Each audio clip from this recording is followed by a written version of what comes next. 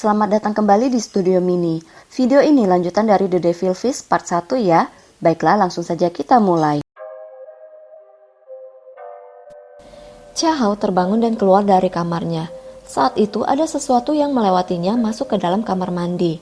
Ia terkejut ternyata ada darah di lantai dan menuju ke bathtub. Ternyata sang ibu sedang memakan seekor ikan yang masih hidup. Dengan tampang menyeramkan, ia mendekati Chia Hao.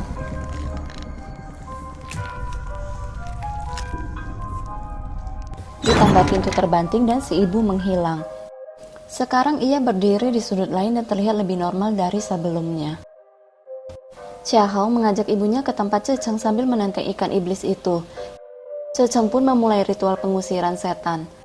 Sama seperti Wen Xiong, ia meletakkan tangannya di atas kepala Yahui dan melihat kejadian yang dialami keluarga Wen Xiong. Dalam penglihatan, ia melihat Wen Xiong membunuh seluruh anggota keluarganya dengan keji, termasuk Ati. Ia menyeret dan menguburnya di sebuah bukit. Ritual selesai setelah si asisten memukul ikan itu. Yahui pun terkulai lemas. Tapi sepertinya iblis yang ada dalam dirinya belum keluar. Cecheng pun memberikan jimat kepada Chia Hao. Cecheng pun pergi ke sebuah bukit yang bernama Lantan yang menjadi wilayah kekuasaan para iblis. Mereka mencari jasad Ati. Mereka menemukan mayat seseorang yang terbungkus dengan plastik. Ternyata itu adalah mayat Wen Xiong yang telah dibunuh oleh hantu Ati. Ternyata Ati masih hidup saat dikuburkan oleh ayahnya, sehingga iblis memakai rasa dendam yang ada dalam dirinya dan mengubah Ati menjadi iblis. Ia pun melakukan ritual pemanggilan arwah Ati dengan maksud menanyakan apa yang diinginkannya dan Dewa Macan akan membantu mencari keadilan. Di sekolah, Chia Hao hadir dalam ulang tahun ke-10 sekolahnya. Di sana Yahui sedang akan pentas. Dengan rambut yang aut-autan gak jelas, ia mulai memainkan lagu yang membuat anak-anak menjadi aneh dengan gelagat seperti orang yang sedang kerasukan. Sementara itu beberapa asisten Cecheng ditarik yang tidak kasat mata. Tiba-tiba mereka muncul seperti mayat hidup dan menyerang teman-temannya. Cecheng sangat kewalahan hingga hanya tersisa 2 orang asistennya yang cepat-cepat menariknya untuk pergi dari tempat itu. Di sekolah, keadaan sudah sangat kacau balau. Chia Hao tertabrak oleh seseorang dan jatuh. Namun ia melihat sekelilingnya yang ternyata ia sudah berada di rumah dan menemukan kalung ibunya. Tanpa aba-aba, Yahui menyerangnya. Chia Hao terus dipanggil oleh seseorang dan sadar kembali di sekolah, yang ternyata sang ayahlah yang memanggilnya. Anehnya, kalung itu masih berada di tangannya.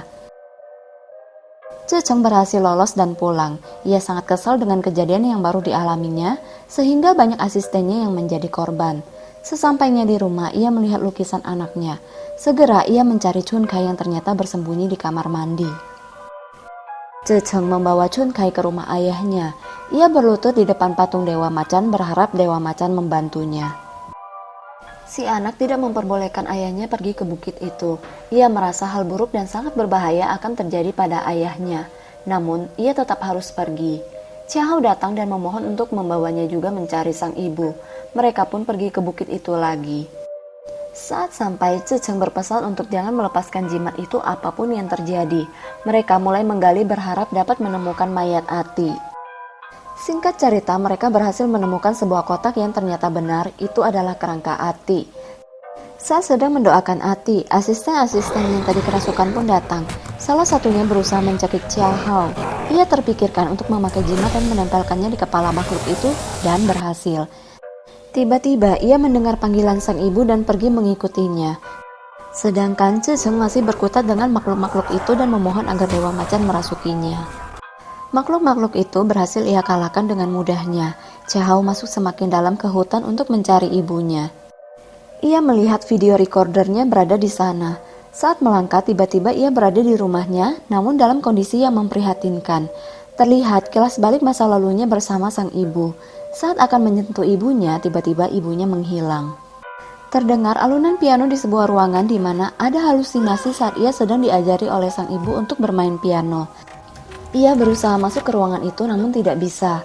Chia Hao menyadari ada jimat pelindung di tangannya sehingga ia tidak bisa masuk ke ruangan itu. Chia Hao pun memutuskan untuk membuang jimat tersebut dan pintu pun berhasil terbuka. Seketika pintu dibuka, Ruangan berubah. Ia kembali melihat video recorder yang terus memutar video ia bersama ayah dan pacar sang ayah. Yahweh yang jogrok di pojokan terus merasa anaknya tidak menyukainya sama seperti suaminya. Si anak terus meyakinkan bahwa ia sungguh-sungguh tidak akan meninggalkan ibunya dan akan terus bersama selamanya.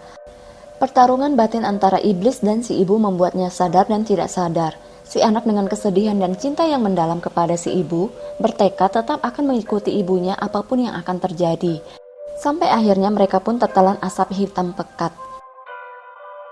Sementara itu, Cecheng yang berhasil melawan makhluk-makhluk itu tiba-tiba mendengar bisikan istrinya. Sang kakek pun melakukan ritual dan akhirnya mengetahui bahwa biang dari segala iblis yang disebut Archdemon telah berhasil meloloskan diri, yang mana 3000 tahun yang lalu iblis ini berhasil dikurung oleh Dewa Macan dan sekarang berhasil lolos sehingga ia akan membalaskan dendamnya. Di bukit, Cecheng yang melihat arwah istrinya merasakan kesedihan dan rindu yang mendalam hingga ia memeluk sang istri dengan sangat erat. Namun ia tahu itu bukanlah istrinya. Mantra pun dibacakan sehingga makhluk itu menampakkan wujud aslinya yang ternyata adalah Ati yang telah menjadi iblis. Saat itu tiba-tiba iblis menarik dan melemparnya sehingga Cecheng tertancap di sebuah kayu yang menembus tubuhnya. Di rumah, Chun Kai yang sedang tertidur tiba-tiba terbangun. Terlihat matanya berubah menyala. Ia merangkak keluar dan menghampiri si kakek dengan merangkak dan mengaum. Sepertinya ia telah dirasuki Dewa Macan. Cecheng ternyata masih hidup dan berusaha melepaskan diri dari kayu itu. Akan tetapi banyak makhluk-makhluk kecil berdatangan, begitu pula dengan si iblis. Di saat tak berdaya, ia berhalusinasi melihat istrinya dan mengingat pesan sang istri yang menyuruhnya untuk menjaga Chun Kai baik-baik. Ia mengumpulkan tenaga dan mematahkan kayu itu sampai berhasil melepaskan diri. Cecheng kembali memohon Dewa Macan untuk merasukinya.